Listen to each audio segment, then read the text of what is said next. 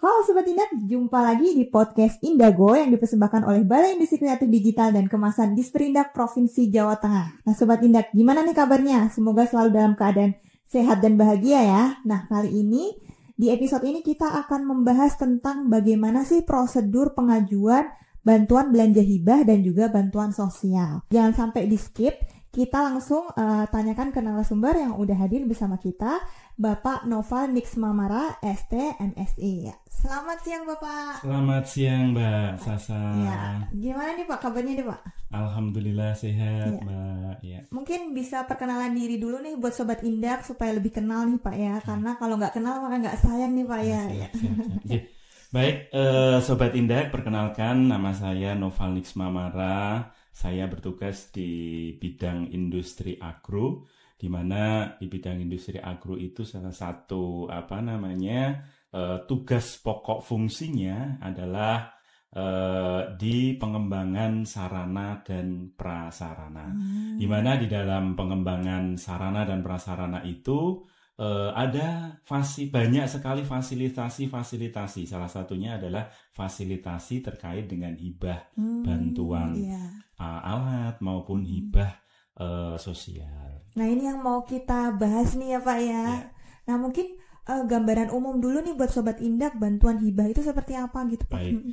Ya, Sobat Indak, bahwa hibah atau bantuan itu adalah pemberian baik berupa uang, kemudian barang atau jasa yang diberikan pemerintah daerah kepada pemerintah lainnya, bisa kepada BUMD, bisa kepada BUMN, kemudian lembaga, organisasi kemasyarakatan yang berbadan hukum Indonesia secara spesifik telah ditetapkan peruntukannya. Dan ini sifatnya tidak wajib dan tidak mengikat, serta tidak secara terus-menerus diberikan kepada masyarakat yang bertujuan untuk menunjang penyelenggaraan di dalam urusan pemerintah daerah.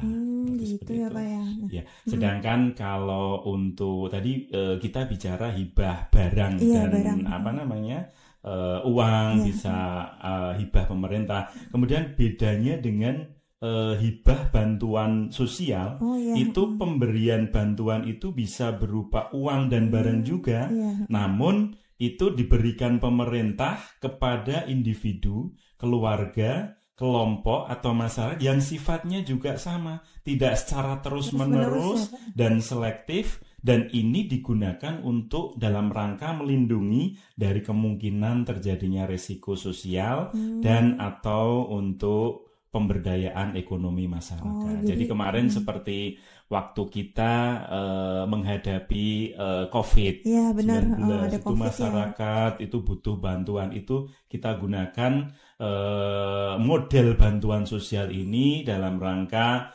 fasilitasi ke masyarakat, karena waktu itu masyarakat banyak sekali IKM yang terpuruk Mbak. Jadi dengan terpuruknya masyarakat ini, bagaimana kemudian kita sebagai pemerintah mengambil peran dengan memberikan fasilitasi bantuan sosial. Waktu itu kita juga memberikan bantuan sosial baik berupa uang maupun berupa barang, berupa bahan baku. Kurang lebih seperti itu Mbak Sasa. Bermanfaat lah ya Pak ya untuk masyarakat ya. Insya Allah seperti itu Mbak. Nah ini mungkin bisa dijelasin lebih detail nih Pak manfaatnya nih untuk masyarakat ya dengan adanya hibah ini Pak. Baik, kalau untuk hibah ini sebenarnya besar sekali manfaatnya. Tadi kalau dari hibah sosial tadi saya sudah sedikit singgung terkait dengan bagaimana kemudian pemerintah ini hadir memberikan bantuan kepada masyarakat di saat memang mereka ada kondisi-kondisi insidental tadi COVID, kemudian dalam waktu terakhir kemarin dalam rangka inflasi misalnya kayak gitu. Itu kita juga kemudian dorong agar minimal IKM ini bisa tetap eksis. Sehingga dengan adanya inflasi di mana-mana, ini kita dorong, kita berikan bantuan agar mereka bisa tetap eksis. Begitu juga kalau kita berikan bantuan peralatan, itu juga dalam rangka memberikan fasilitasi kepada kelompok IKM agar mereka tetap bisa eksis, bahkan dia mengembangkan, berinovasi, usahanya. Atau iya betul, usahanya agar dia lebih minimal itu bisa lebih hampir sama dengan industri-industri yang sudah menengah dengan adanya peralatan yang lebih canggih. Untuk support juga ya Pak ya. Siap. Nah ini Pak, tadi kan kita udah bahas manfaatnya nih Pak. Mungkin ada persyaratan supaya bisa mendapatkan hibah ini Pak? Baik Mbak. Kalau untuk persyaratan kita di pemerintah Provinsi Jawa Tengah itu ada aturan terkait dengan hibah, itu di Pergub nomor 30 tahun 2021. Di situ sudah jelas kalau nanti teman-teman Sobat Indak mau apa sih secara detail persyaratan yang dibutuhkan di dalam pengajuan. Yang utama adalah kita bisa memberikan bantuan hibah itu adalah ke kelompok. Ke kelompok ya Pak? Ke kelompok masyarakat dan yang sudah berbadan hukum. Karena kita tidak bisa kemudian memberikan bantuan hibah itu kepada individu. Karena ini bantuannya adalah bantuan yang sifatnya adalah bantuan barang dan sebagainya. Kalau sosial memang dimungkinkan bisa ke individu. Tapi harus ada aturan itu tuh ada ada kondisi-kondisi darurat gitu ya, insidensial gitu ya Pak. Iya, yang menyebabkan ini memang masyarakat harus segera pemerintah hadir di situ. Nah, itu satu harus kelompok yang berbadan hukum. Kemudian di dalam kelompok itu yang pasti harus ada kegiatan usahanya, karena jangan sampai kemudian ini kelompok nih saya punya syarat secara administrasi, tapi ternyata di lapangan baru mau bikin usaha gitu. Ada yang kayak gitu ya Pak ya? Ada juga kayak gitu, maka kemudian kami pun juga tidak syaratnya memenuhi secara administrasi, cuman karena di lokasi kegiatan usahanya itu belum ada kegiatannya, kami pun juga akan kemudian berpikir apakah nanti peralatan ini bermanfaat. Karena tujuan daripada pemberian itu adalah bisa dimanfaatkan secara maksimal oleh IKM itu tadi.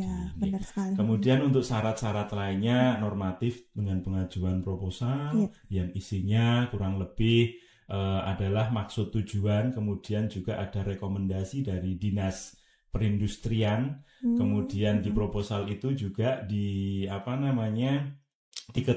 oleh kepala desa, kecamatan, kemudian direkomendasikan oleh dinas yang membidangi perindustrian di kabupaten kota. Kemudian ada struktur organisasi, susunan organisasinya, kemudian juga ada RAB, kebutuhan barang apa yang diminta, kemudian lagi foto, kemudian spek itu sudah dicantumkan di dalam proposal itu. Jadi alat yang mau diminta itu harus sudah jelas, Mbak. Gitu. Kalau nggak jelas nanti, kalau nggak jelas nanti tiba-tiba yang diadakan atau diberikan bantuan tidak sesuai malah tidak manfaat atau mangkrak. Namun demikian, Mbak, meskipun persyaratannya itu semacam itu, sekarang ada aturan yang mengharuskan kita, meskipun kita akan memberikan fasilitasi bantuan, namun ketika yang diajukan oleh teman-teman ini bukan peralatan yang sifatnya adalah memiliki tingkat komponen dalam negeri, maka kemudian kita juga kalau ada Sobat Indak, teman-teman IKM yang berupa kelompok akan mengajukan, kami minta agar yang diajukan itu adalah produk-produk yang sudah memiliki TKDN gitu ya. Karena kita di dalam proses pengadaannya nanti kalau ini belum TKDN, kami pun tidak bisa mengadakan peralatan yang sifatnya itu impor. Gitu. Karena kita harus minta izin ke pimpinan daerah. Dalam hal ini adalah ketua tim P3DN itu Bapak Sekda. Nah, kalau ini nanti tidak bisa keluar rekomendasinya, akhirnya bantuan itu juga tidak bisa keluar juga ya Pak ya. Kalau prosedurnya gitu Pak yang bisa dilakukan kalau misalnya mau mengajukan itu tadi Pak? Kalau prosedurnya, jadi sifat bantuan ini sebenarnya mekanismenya ada dua, Mbak.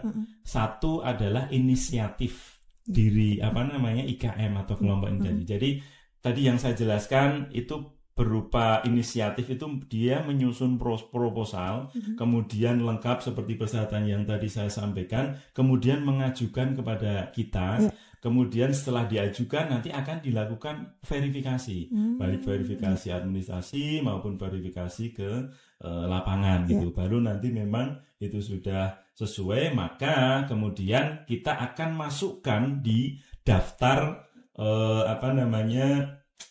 kita ada sistem semacam aplikasi, tapi bukan di kita, itu di teman-teman Bapeda yang itu kita daftarkan di sana. Jadi kelompok ini nanti kelompok mana yang memang sudah sesuai dan harus terdaftar di sana. Dan itu menjadi persyaratan ketika nanti ada kelompok yang kemudian sudah kita ajukan tapi di jalan ada kendala teknis, misalnya kemudian di dalam organisasi atau kelompok itu ada permasalahan di internal mereka yang mengharuskan ini tidak bisa dikeluarkan bantuan, maka daftar urutan ini yang akan menjadi nominatif kelompok mana yang akan kita berikan bantuan selanjutnya. Kemudian yang kedua itu adalah atas inisiasi pemerintah. Kalau ini biasanya memang ada kerjasama pemerintah pusat dengan pemerintah daerah semacam itu yang memang pembiayaannya harus ada sharing gitu. Namun demikian Mbak, perlu kita ketahui kita di dalam aturan kita ada aturan kembali lagi tadi ke aturan, ada aturan Permendagri nomor 77 tahun 2020 yang sebagai mengatur terkait dengan hibah. Kemudian turunannya di kita Pergub 30 tahun 2021 itu dijelaskan bahwa kalau misalnya kita ini kan di pemerintah provinsi nih Mbak, kita meskipun tadi di depan saya sudah sampaikan bahwa yang boleh menerima hibah itu antara lain adalah pemerintah, pemerintah daerah, BUMN, BUMD dan sebagainya. Ternyata ada aturan di pasal 6 kalau nggak salah atau 8. Pemerintah provinsi misalnya akan memberikan hibah ke pemerintah daerah, dalam hal ini adalah pemerintah kabupaten kota di Jawa Tengah. Itu tidak memungkinkan untuk kita beri, karena di dalam pasal itu dicantumkan hanya bisa diberikan kepada pemerintah daerah, dalam hal ini adalah pemerintah daerah yang sedang melakukan pemekaran. Kita tahu bahwa di Jawa Tengah ini belum ada pemerintah daerah yang sedang melakukan pemekaran. Ini yang kadang-kadang perlu kita hati-hati, meskipun ini adalah inisiatif pemerintah, namun demikian ada aturan-aturan yang atau mekanisme-mekanisme yang harus kita taati, dan mungkin bisa menggunakan mekanisme lain di luar mekanisme gitu. Ya, betul. Nah Sobat Indak sekarang jadi tahu kan kalau ternyata kita tuh juga bisa secara inisiatif ya Pak ya mengajukan permintaan bantuan hibah itu ke Disperindak ya. Bisa mungkin terakhir nih Pak, karena tadi kan udah dibahas prosedurnya juga ya Pak ya. Itu ada pesan gitu Pak yang ingin disampaikan kepada Sobat Indak nih Pak ya. Baik Sobat Indak, bagi kalian yang merupakan IKM makanan minuman yang ada di Jawa Tengah, monggo kalau memang dalam kelompok panjenengan itu sudah memiliki badan hukum. Jadi tadi saya sudah sampaikan bahwa yang bisa kita fasilitasi itu bukan individu, tapi adalah kelompok. Jadi kalau panjenengan adalah IKM, coba dibentuk sebuah kelompok semacam sentra, kemudian panjenengan bikin kelompok itu didaftarkan di Kementerian Hukum dan HAM. Monggo nanti setelah itu nyusun proposal sesuai dan tadi saya sudah jelaskan, mengajukan ke kami. Insya Allah kalau memang usaha panjenengan benar-benar ada dan kami lakukan verifikasi sudah sesuai dan itu bisa menunjang kegiatan proses produksi panjenengan, insya Allah kami dari sisi pemerintah akan hadir dalam rangka memberikan fasilitasi agar produk-produk panjenengan juga lebih berinovasi. Gini tuh Mbak. Ya, terima kasih Bapak atas waktunya ya Pak ya, luar biasa sekali. Bisa nih siapapun ya Pak ya datang, tapi harus punya badan hukum ya Pak ya. Betul. Ya, baik, terima kasih Bapak atas waktunya. Nah Sobat Indak, itu tadi episode kita pada hari ini. Jangan lupa buat like, subscribe dan komen, dan juga aktifin lonceng Indago Jateng supaya bisa tahu update menarik lainnya. Sampai jumpa. Sampai jumpa.